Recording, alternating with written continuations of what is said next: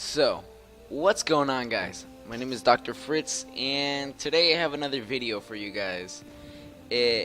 I made a video. I uploaded two videos yesterday.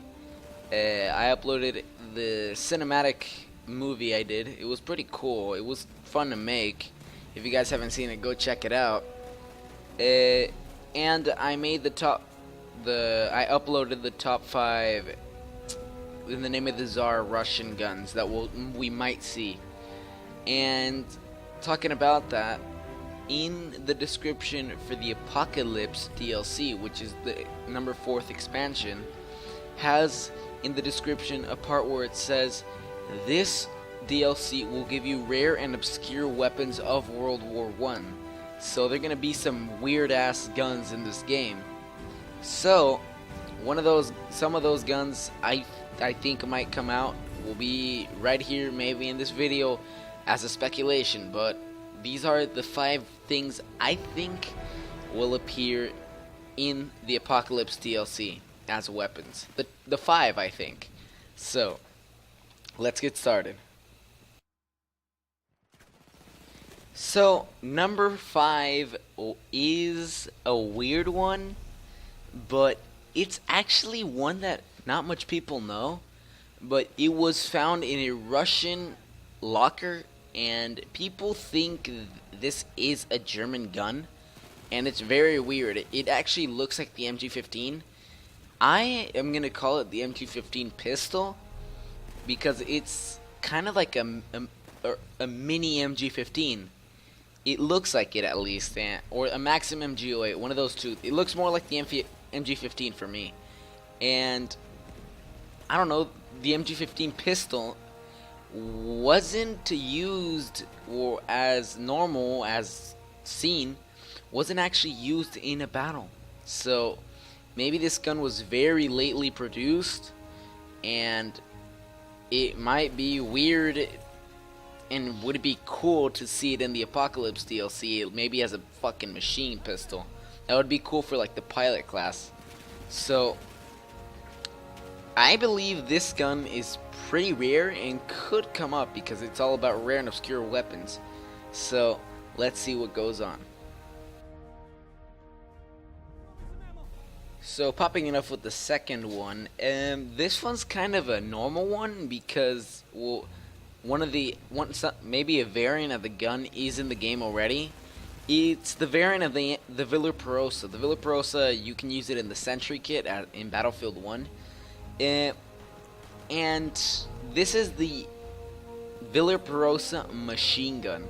What I mean is that it's a mounted machine gun as a Villa Perosa. So like the heavy machine gun that you see in Battlefield 1, like the normal one, but with an F ton of fire rate, but like millions of more recoil. So I don't know how DICE would balance this, but this would be cool, like in the trenches, because in the Apocalypse DLC, it says in the description, go over the top and find new things, or something like that. But it says something about over the top, and what it refers over the top is going over the top of the trench.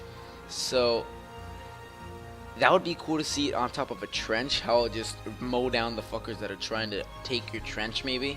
So it'd be pretty cool to see this thing in action, and I'm pretty interested about it. And I was stoked when I saw information about this, so let's go. This one could be very cool to maybe see in an airplane, or maybe in, I don't know, as a mounted machine gun, how it showed in the last one. This one is the twin MG08 15. This thing is a beast. It's pretty much the MG08. The MG08 is, well, pretty much the machine gun that would go in a plane or get carried around in the trenches by German soldiers. A twin one, what it refers is having 2 freaking Maxims. 2 of them. Right there. Imagine. Double the damage, double bullets, double the speed, and double more. So Germany was going over the heads of actually trying to kill the enemies faster.